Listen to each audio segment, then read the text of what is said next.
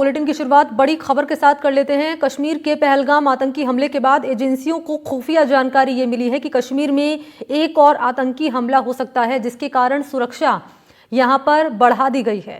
ये बड़ी जानकारी आपके सामने रख रहे हैं। पहलगाम में आतंकी जो हमला सामने आया है, जिसमें 27 लोगों की उनकी हत्या कर दी गई, उसके बाद से अब आशंका ये कि एक और हमला हो सकता है कश्मीर में, और इसके कारण सुरक्षा यहाँ पर बढ़ा दी गई है, सुरक्षा कड़ी कर दी गई है और चप्पे चप्पे पर नज़र रखी जा रही है। पहलगाम आतंकी हमले के बाद खुफिया एजेंसियां अलर्ट मोड पर आ चुकी हैं।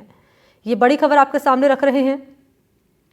सुरक्षा व्यवस्था कड़ी कर दी गई है और पहलगाम आतंकी हमला सामने आने के बाद से सुरक्षा एजेंसियां अलर्ट मोड पर हैं, मॉनिटरिंग की जा रही है और वहाँ पर जो सेना है, सेना की गश्त बढ़ा दी गई है। चप्पे चप्पे पर जो सेना के जवान हैं वो मुस्तैद कर दिए गए हैं, जो कि हर इलाके, हर एरिया में जाकर यहाँ पर जांच कर रहे हैं और निगरानी यहाँ पर की जा रही है। और क्योंकि एक और हमला होने की आशंका जताई जा रही है, एक रिपोर्ट दरअसल सहयोगी मुकेश ने तैयार की है, जरा वो आप देखिए।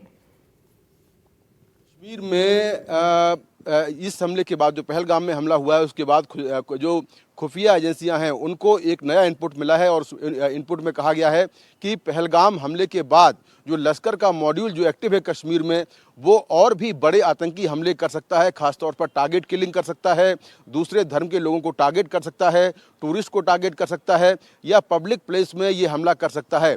इसीलिए तमाम जो सुरक्षा बल हैं उनसे अलर्ट रहने को कहा गया है और ये कहा गया है कि आने वाले दिनों में वो तैयार रहें, क्योंकि अभी ये लश्कर का जो मॉड्यूल है ये पकड़ा नहीं गया है और घाटी में अभी भी एक्टिव है। जैसे ही लश्कर के सरगना हाफिज सईद से इनको अगला टारगेट मिलेगा, उसके बाद ये अगला आतंकी हमला कर सकते हैं।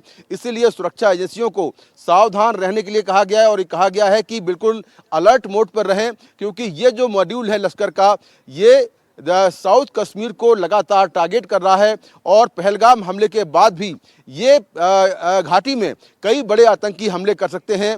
इसलिए सुरक्षा एजेंसियों को आगाह रहने के लिए कहा गया है। और